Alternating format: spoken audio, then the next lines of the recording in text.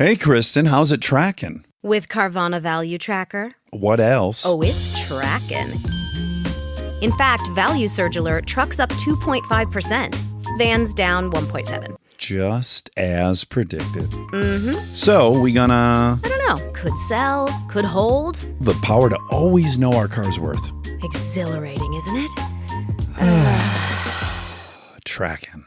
Always know your car's worth with Carvana Value Tracker. In August of 1988, Paul Bennewitz went insane. For almost a decade, he had been researching and documenting UFO activity around Albuquerque, New Mexico. He had films of UFOs over Kirtland Air Force Base. He had archives of transmissions intercepted from alien spacecraft. He had proof of an alien incursion. He reported his findings to the Air Force. They told Paul, "You're onto something. Keep going." He did, and it broke him. Paul Bennewitz was convinced aliens and the government were working together, plotting against him. He was convinced his wife was an alien. He barricaded himself in his garage with sandbags. Then he was committed to a mental hospital more than once. When the UFO world heard about Paul's case, some people were shocked.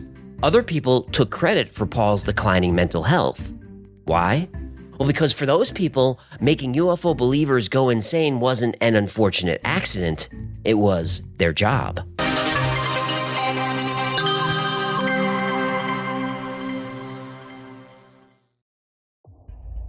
Born in 1927, Paul spent his childhood playing with radio equipment. When he was 17, he joined the Coast Guard and served in World War II as a radio electronics engineer. After the war, he worked as an engineer for television stations in San Francisco and Tucson. In 1949, while studying at Arizona State University, he married Cindy Bunch. In 1953, they moved to Albuquerque, New Mexico. There, Paul started his own electronics lab. He called it Thunder Scientific, which you have to admit is a great name for a company. Thunder Scientific made its initial money on contracts with NASA, Sandia National Labs, and the U.S. Air Force. Paul did so much business with the Air Force that he bought a house and set up his lab right next to Kirtland Air Force Base. If he wanted to, he could take a walk and chat with the guards on patrol. In fact, he was pretty friendly with everyone on base. By the time he was 52 years old, he had a wife, 2 sons, and a thriving business. Paul had a simple life, a good life. He ran his business, he spent time with his family, he played guitar, he took walks, he enjoyed reading old Western novels. But Paul had one interest that would change his quiet life forever. Paul believed in aliens. On a windy night in 1979, Paul and Cindy Bennewitz were out on their second-story deck. They had a camera and a large telephoto lens, taking pictures of the sky over the Manzano Mountains. Since September, they'd seen multicolored lights floating and swooping around the mountain range, just a mile from their home. Paul had hundreds of photographs and thousands of feet of 8mm film. He was certain this was something otherworldly, possibly even dangerous, and he might have been right. The lights were circling over the Manzano Weapons Storage Complex. At the time, it was the largest underground repository of nuclear weapons components in the Western world. The complex was also part of Kirtland Air Force Base. Kirtland itself had long been a hotspot for these anomalies. Sightings of lights in the sky above the base went back to 1948, just 1 year after Roswell. But the lights weren't the only thing catching Paul's attention. For years, cattle mutilations had occurred in the Albuquerque area. Livestock often had their vital organs removed. Their blood was drained. Their mouths would be stuffed with chaff. But predators in the area ate prey. They didn't kill an animal just to drain its blood. Predators definitely didn't stuff wheat in their mouths. Livestock on farms and ranches were usually pretty safe because there were humans nearby, keeping an eye out for trouble.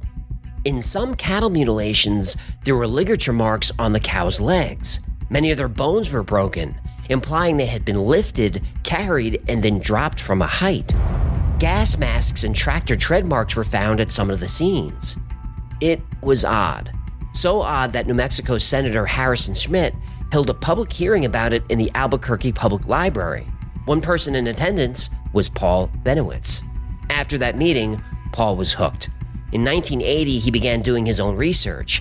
He eventually brought his findings to the Air Force, and there, Paul met Richard C. Doty.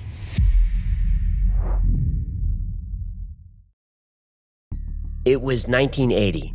Paul Bennewitz had been filming and photographing the lights over Kirtland Air Force Base for quite some time. He had a lot of material. Paul was concerned there might be some kind of threat to the base, so he called Kirtland and told them of his findings. Paul Bennewitz was well known to Air Force staff. He was a reliable contractor and known as a good guy. So when he expressed concern, the Air Force listened. He was invited to Kirtland to give a presentation to the top base personnel. Paul didn't know what he had when he turned up at Kirtland. He thought he was just doing his job as a responsible citizen, as a former military man, and as a patriot. Paul arrived on schedule and showed his findings to a room full of people. He showed them his films, his photos. He played transmissions he'd recorded. Very few people were impressed. Whatever it was that Paul was showing them didn't apply to them. During Paul's presentation, Kirtland's top scientists, researchers, and security experts, which were most of the people in the room, left.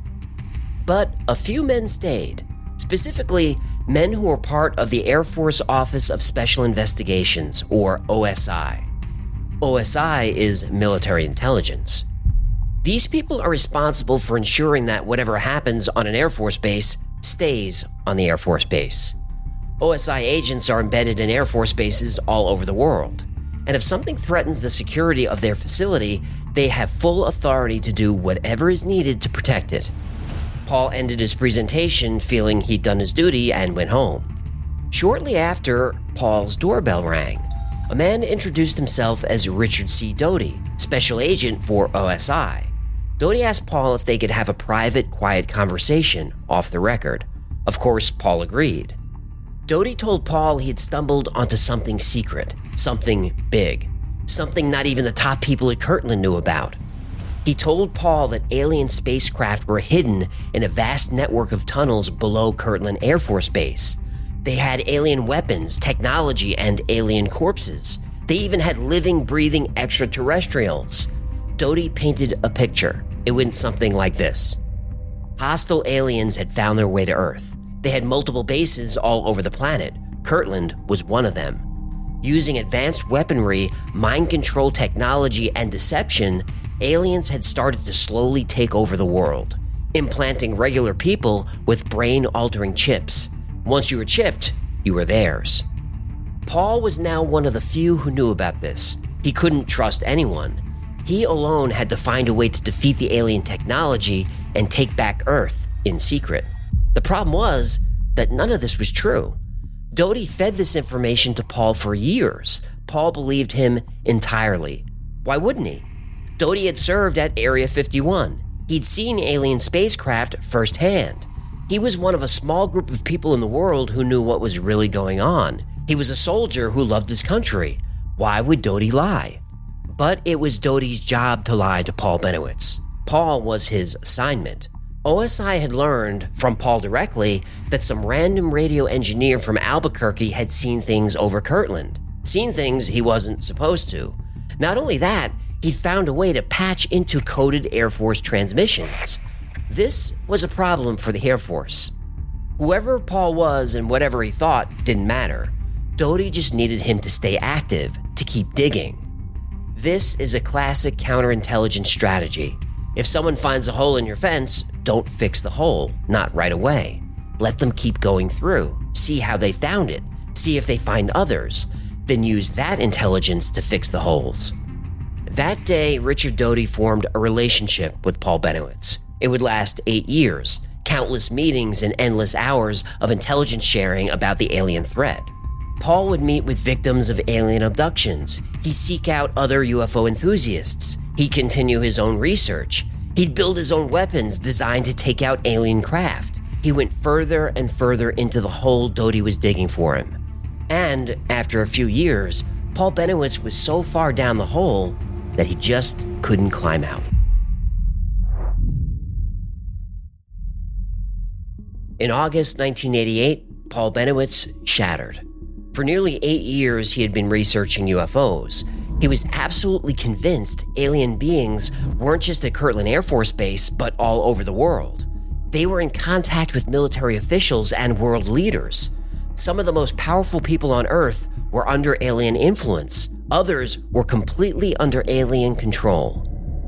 These aliens had implanted hundreds of thousands, maybe millions of people with devices that could control their minds. The aliens could wipe the memories of anyone who was implanted. They had access to advanced technology, deadly weaponry. The United States, or any nation on Earth, had no chance. Paul was convinced these aliens weren't just hostile, they were evil, and they were using the implants to turn people to their side. When enough people had been turned, they'd emerge, and Earth would be theirs. For years, Paul had communicated with the aliens in code through his home computer network. During this time, they'd revealed their secrets, even if they didn't know it.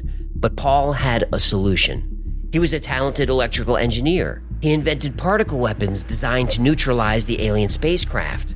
Paul knew the aliens were smart, but he also knew they were weak, and he would exploit every weakness to stop them from taking control. He wrote a detailed strategy describing the alien network of tunnels underneath Kirtland Air Force Base. He developed a detailed plan on how to take the tunnels, beat the aliens, and save the planet. But Paul was worried the aliens were watching him and would eventually learn of his plan. They were coming in through his windows at night, injecting him with drugs and doing other unspeakable things. His wife had been implanted. He'd seen it. She denied it. But of course she would. She couldn't remember being implanted. But Paul knew this was how the implants worked. His wife couldn't be trusted. It wasn't her fault, but she didn't understand. Paul's sons didn't understand either. No one did. Even his contacts in the UFO community were telling him he was going too far. He had to stop. Then he got another visit from Richard Doty, the man who'd initially encouraged him. Doty told him it was over. It was time to give up on UFOs. Paul Bennewitz refused. He barricaded himself in his garage, piling sandbags against the door. No one would stop him. It didn't matter if anyone believed him. The fate of the country, the fate of the world was in his hands. The little boy from Kansas who used to play with radios would save the world. It was Paul's destiny. Paul's family was finally able to talk him down. They put him into a car and drove to the Anna Caseman Mental Health Facility just a few miles from his lab. He was checked into the facility for nervous exhaustion. And just like that, Paul Bennewitz's mission was over. He would stay at Anna Caseman for a month. After that, he'd return home. He would never pursue UFOs with the same passion again. But he never stopped believing that there was a threat. Even though he kept his concerns to himself, he knew the aliens were out there, waiting for their moment. Paul would be in and out of the hospital for the next decade. At one point, Richard Doty came to see him. They were both older men by now. Doty felt the need to come clean. The visitations were real, but they weren't from aliens, they were from agents. The transmissions Paul received were real, but they weren't from aliens, they were from the NSA, who rented the house across the street. Everything was a deception, an elaborate, nearly decades-long deception. Paul was the target of a disinformation campaign. It was for the greater good. Doty said, "I was ordered to lie to you, it was my job." Bennewitz simply replied, "No, it wasn't." Paul and Doty would never speak again. Paul Bennewitz died on June 23, 2003. In the years since, Richard Doty has expressed some regret on how things ended with Paul. It was never his intent to drive the man to madness. He was only following orders. Ruining his life was just a mission. Well, mission accomplished.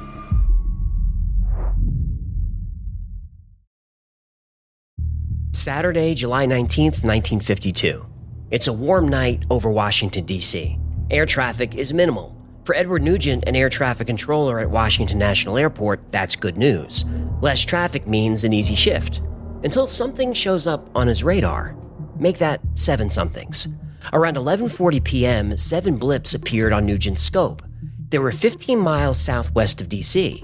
No known aircraft were supposed to be in that area. No flight plans had been filed. Nugent called his supervisor, Harry Barnes, to report the objects. Barnes was the head controller at Washington National. He'd seen just about everything. Nugent pointed at his radar and joked, "Look, a fleet of flying saucers." Barnes called over to Andrews Air Force Base, and suddenly it wasn't so funny. They checked their radar. They were seeing the same thing. At 1 a.m., Capital Flight 807 was headed from Washington, D.C. to Detroit. Washington National called the pilot, Captain Casey Pierman. They asked if he was seeing any unusual objects in the sky. Pierman, a pilot of 17 years, radioed back. "There's one. and there it goes. Over the next 14 minutes, he saw 6 bright lights streaking across the sky at incredible speeds. He would later say they were like falling stars without the tails. The blips were clocked at speeds between 100 and 130 miles an hour. Various witnesses described them much like Captain Pierman, bright lights moving at tremendous speeds, like comets without tails. Harry Barnes had heard and seen enough. He called the Air Force to report unidentified craft in restricted airspace. The Air Force was slow to respond. By the time 2 F-94 interceptor jets left Newcastle Air Force Base in Delaware, it was past 3 a.m. By then, the blips were gone. The F-94s patrolled Washington airspace for a bit and eventually headed back to Newcastle. When they turned around, the blips reappeared.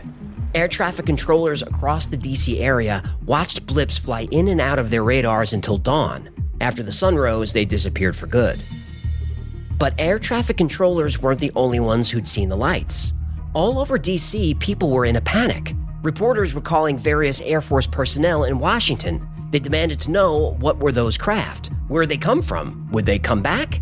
When reporters didn't get answers, they called congressmen. That got the Air Force's attention. If there's anything the U.S. military hates, it's when politicians get involved.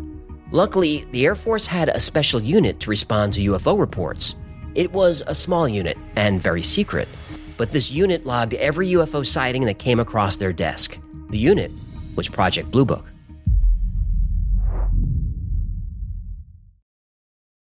Captain Edward J. Ruppelt was in Washington, D.C. on routine Air Force business when he decided to stop by a newsstand. He paid for a paper. The headline caught his eye: Saucers over Washington, D.C. Ruppelt was shocked by the news, not because of the flying saucers. He was shocked because he was the director of Project Blue Book. This was the first he'd heard about any kind of alien activity in Washington, D.C. Regarding flying saucers, Ruppelt was the best in the business. Ruppelt was a decorated World War II Air Force veteran who left active duty after the war to study aeronautical engineering. When the Korean War began, he was recalled and was stationed at Wright-Patterson Air Force Base in Ohio. There, he served as director for 2 special projects. The first was the short-lived Project Grudge. This was the Air Force's first real attempt at actively investigating UFO activity. Ruppelt had major issues with the project. He thought it was more of a PR stunt than a scientific investigation. And he may have been right. Project Grudge only made one official report of its findings. This is the report's conclusion. A. There is no evidence that objects reported upon are the result of an advanced scientific foreign development, and therefore they constitute no direct threat to the national security. In view of this, it is recommended that the investigation and study of reports of unidentified flying objects be reduced in scope. B. All evidence and analysis indicate that reports of unidentified flying objects are the result of 1. Misinterpretation of various conventional objects. 2. A mild form of mass hysteria and war nerves. 3. Individuals who fabricate such reports to perpetrate a hoax or to seek publicity. 4. Psychopathological persons. The report concluded that UFO sightings were not strategically important enough for the United States military to take seriously, and anyone who reports a UFO sighting is either 1. Mistaken by what they saw, 2. Suffering from hysteria or PTSD, 3. Lying to get famous, or 4. Crazy. So the Air Force was dismissing the subject of UFOs categorically without further explanation. And anyone who wanted to know more about UFOs was, at best, mistaken, and at worst, insane.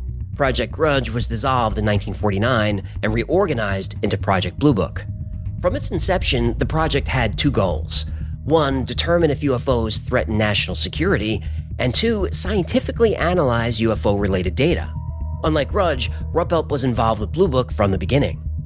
He placed a Project Blue Book agent in every Air Force base in the country. If someone reported a UFO sighting, that agent would be one of the first people to visit a witness and take a statement. Ruppelt took UFOs seriously. So on that July day in 1952, with a headline about UFOs over Washington, D.C. in his hands, Ruppelt jumped to attention. He needed a car to investigate Andrews Air Force Base and Washington National Airport. He called the Pentagon and was told only colonels and generals could get cars. He called 2 generals he knew. They were both out for the day. Ruppelt decided to take a cab, so he called the Pentagon Finance Office. They told him that he was expected back at Wright-Patterson Air Force Base, the Project Blue Book headquarters in Ohio. If he didn't return by evening, he'd be considered AWOL. He asked the office if he could speak to whoever was in charge. He needed clearance to stay in D.C. to investigate, but whoever's in charge was out for the day. So Captain Ruppelt flew back to Dayton, Ohio a few hours later, defeated by one of the greatest military weapons of all, bureaucracy. But he wouldn't be gone from D.C. for long, because a week later, the UFOs were back.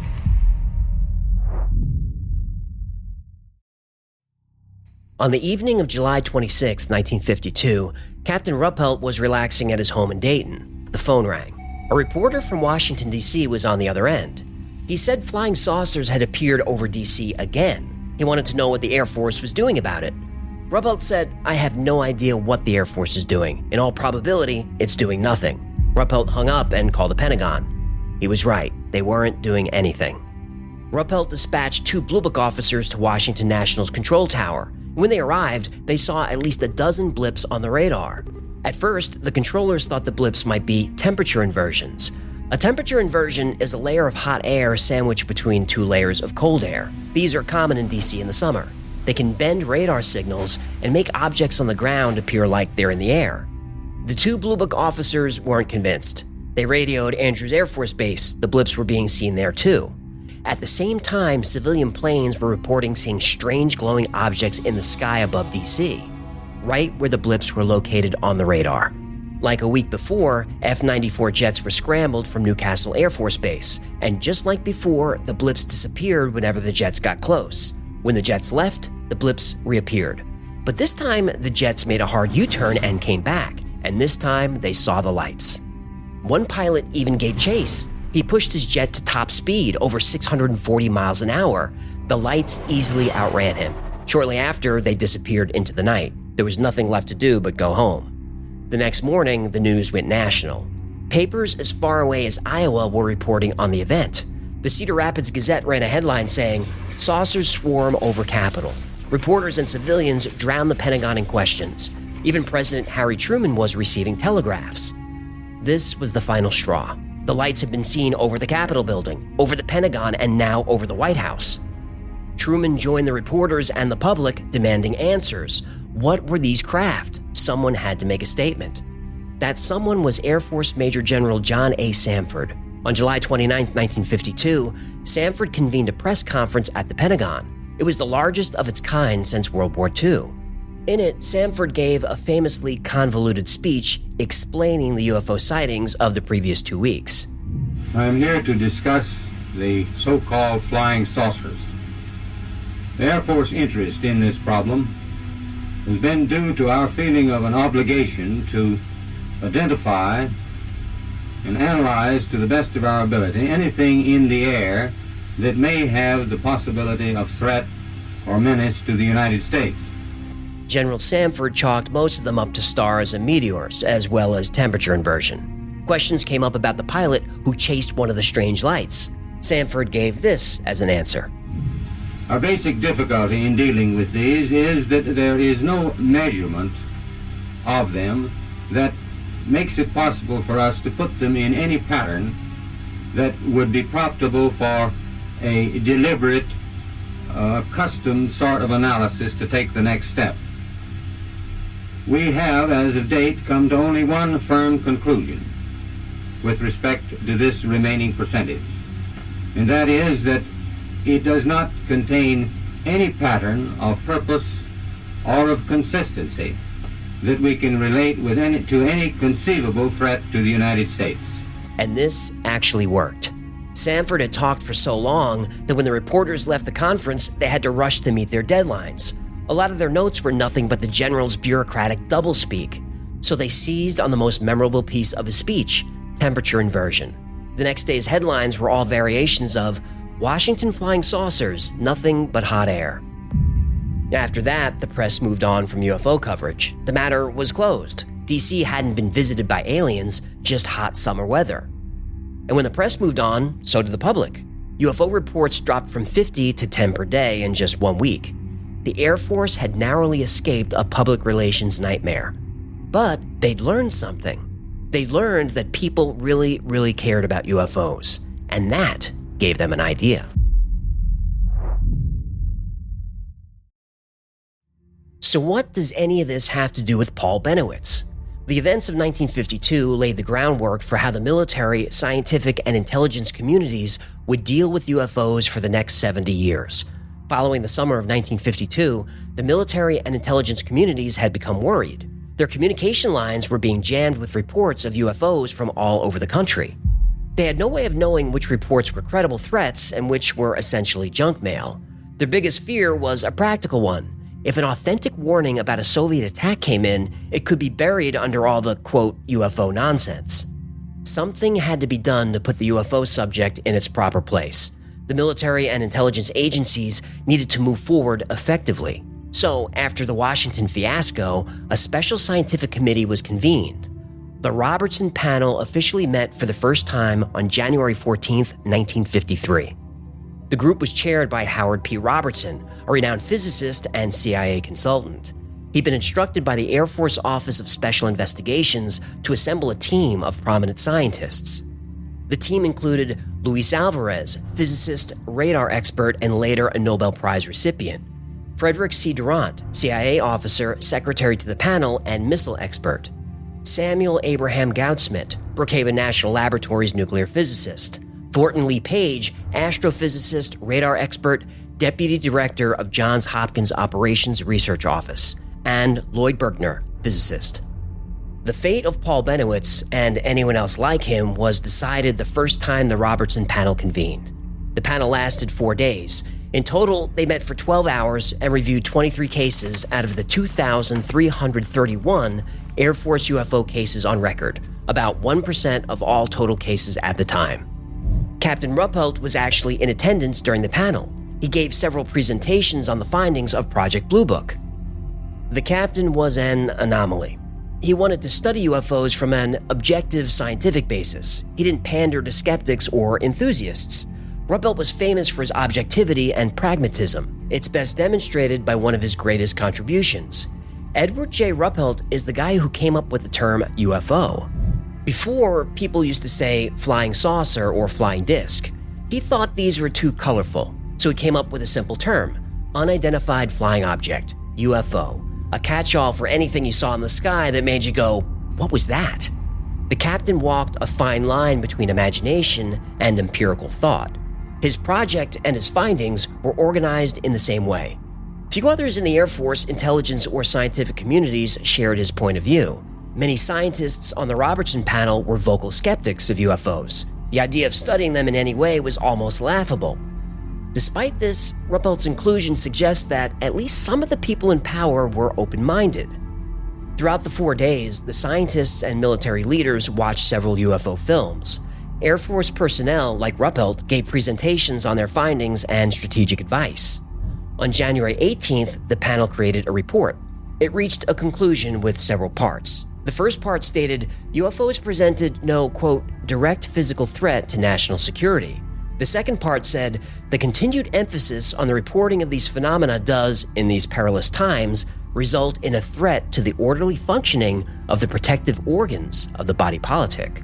So, UFOs are harmless, and too many people calling about UFOs means the military can't tell what's a real threat and what's a false alarm. Dismissive, but practical logic. If you want to hear what's going on, especially during the Cold War, you've got to find a way to turn the volume down. You have to cut through the noise and get to the truth.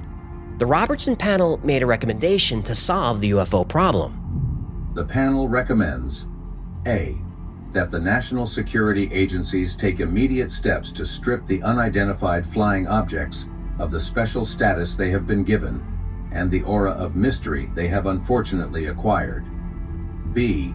That the national security agencies institute policies on intelligence, training, and public education designed to prepare the material defenses and the morale of the country to recognize most promptly and to react most effectively to true indications of hostile intent or action. We suggest that these aims may be achieved by an integrated program designed to reassure the public of the total lack of evidence of inimical forces behind the phenomenon, to train personnel to recognize and reject false indications quickly and effectively, and to strengthen regular channels for the evaluation of and prompt reaction to true indications of hostile measures. These 3 paragraphs determine the course of the study of UFOs from then on. In other words, they would have to convince the public that there are no such things as UFOs. Elsewhere in the panel's official report, they explain in detail how an integrated program would succeed. There must be a reduction in public interest of flying saucers, which today evokes a strong psychological reaction. This education could be accomplished by mass media, such as television, motion pictures, and popular articles. So, use the media to re-educate the public. Because if Americans believe in UFOs, they're likely to believe in anything, specifically Soviet propaganda. Such a program should tend to reduce the current gullibility of the public, and consequently, their susceptibility to clever hostile propaganda. The panel mentioned that someone like Arthur Godfrey could be a valuable channel of communication considering his large audience and influence. He was like Joe Rogan back then. The panel considered hiring Disney to create cartoons to dissuade the public from believing in UFOs. After all, it was the duty of the government to protect the American people. It was all hands on deck. Business clubs, high schools, colleges, and television stations would all be pleased to cooperate in the showing of documentary-type motion pictures if prepared in an interesting manner. They should first show the mystery and then the explanation, but the explanation must be forceful. On its face, this integrated program makes sense, maybe even patriotic. In order to cut down on disinformation that could obscure foreign threats, the military and intelligence agencies will create a program of educational material. They'll do this by working with experts in the fields of mass psychology, university professors, think tanks, advertising companies. Once the program is designed, military intelligence will partner with private companies and individuals, movie studios, television networks, newspapers, magazines, the hosts of popular radio and television shows, children's cartoons. This way, their program can reach a national audience. They'll also get in at the small town level, business associations, high schools, universities, local television stations. Everyone gets a copy of the program. It's educational. It's been designed for mass appeal. It might be a documentary or a slideshow or a book. It walks people through situations they might find confusing, and then it helps them debunk those situations. It gives them the facts they need to know. At the Y-Files, I do the exact same thing. I tell the stories, then tell you the facts. Mystery, then explanation. There's a crucial difference, though. My job is not to debunk a story. My job is to get you asking why. My explanations are not the end of the story, they're just part of the question. The Robertson Panel's program does something else. It doesn't ask you why, it tells you why. Everything ends with an explanation. There is no more question. You were curious, and now you're not. And if you are still curious, well, you're the problem. Why would you ask any more questions if you were already given the answer? The Robertson Panel took the idea of UFOs, something that captured the American popular imagination, and turned it into a psychological trigger. Believe in UFOs? Why? Don't you know how ridiculous that sounds? Maybe you've been watching too many movies. Captain Ruppelt's perspective, trying to remain imaginative while staying close to observed facts, was no longer official policy. The panel moved the line of acceptable imagination ever so slightly back, for everyone. This is what's reasonable to think. Anything past the line is the realm of the unreasonable. The only people who care about UFOs are unsociable, losers, conspiracy theorists, or just plain nuts. In other words, you're just another Paul Bennewitz. And remember what the government did to him. They rewarded his curiosity and patriotism with lies and betrayal and ultimately destroyed the man's life. The government used the subject of UFOs as a Trojan horse for a simple, insidious formula. Mystery plus explanation equals answer. It might sound reductive, and that's because it is. It should also sound familiar. When you were a kid, did your parents ever tell you to do something, and when they did, you at one point asked, why? And what was their usual answer? Because I said so. Mystery plus explanation equals answer. There is no more question. It's been answered. I said so. Move on. End of story. That was the Robertson Panel's solution to UFOs. The American people looked up to the sky and for a moment asked, why? And the Robertson Panel's answer was, forget about it. People asked, why? And the Robertson Panel said, because I said so. And they put because I said so in every movie, television set, book, school, and billboard they could. A short-sighted solution to a serious intellectual curiosity. Whether or not you think UFOs are real isn't the point. Real freedom is based on real choice. Being able to choose something for yourself, that's free will. The panel did all they could to scrub that choice from every place they could. One year, the country was talking about how something had happened in the skies over Washington, D.C. The next year, they wouldn't talk about it at all. Nobody wants to be labeled a kook by their friends, their family, or their neighbors. Better to just keep quiet and forget about it. The Robertson panel was supposed to be a group of some of the smartest men in the world. Nuclear physicists, future Nobel Prize laureates, military golden boys, open minds, genuine intellects, the best and the brightest. And yet maybe the brightest guy of all wasn't even on the roster. The one man who had no emotional attachment to UFOs. The one man who just wanted the truth. Captain Edward J. Ruppelt. After the Robertson panel adjourned, Captain Ruppelt requested to be reassigned from Project Blue Book. The program had been cut by 80%. He was down to just 3 employees, including himself. Ruppelt retired from the Air Force shortly after.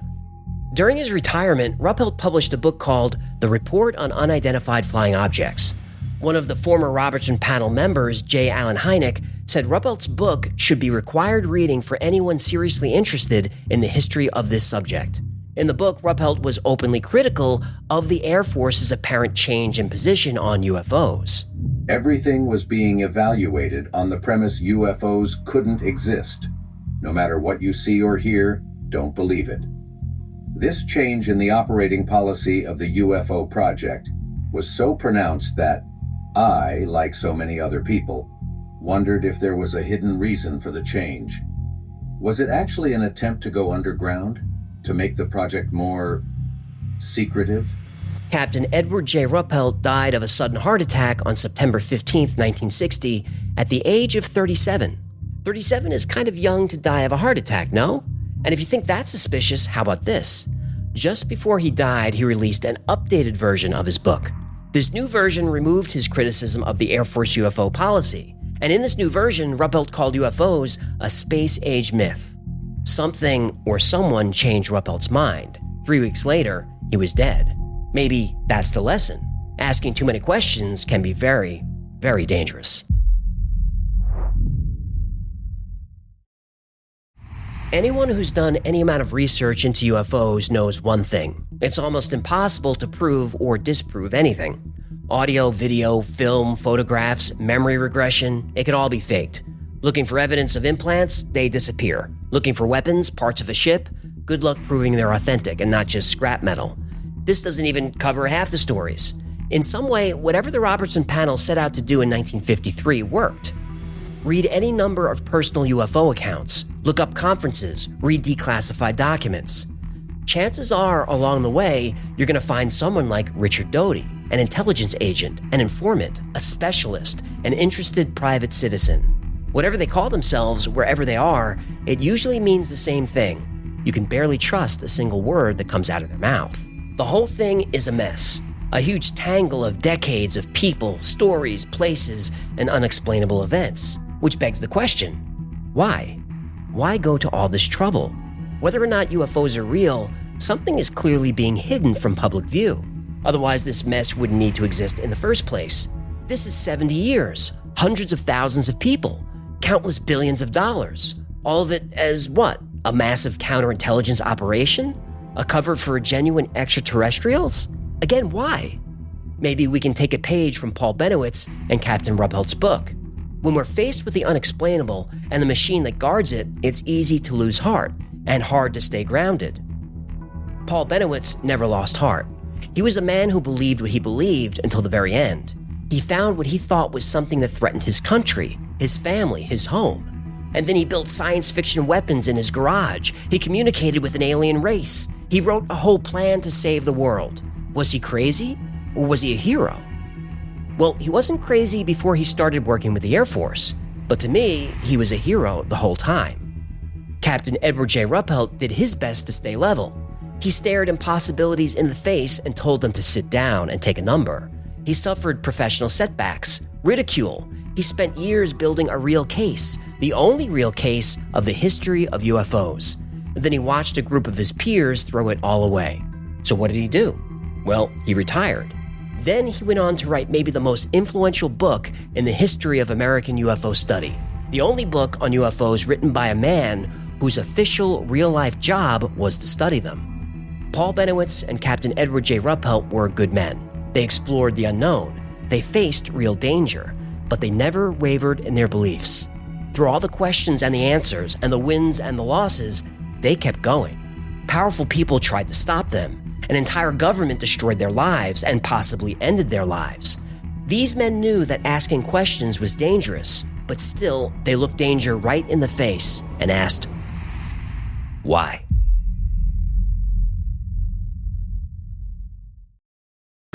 Thank you so much for hanging out with me today. My name is AJ. This has been the Y-Files. If you had fun or learned anything, do me a favor, leave the podcast a nice review. That lets me know to keep making these things for you.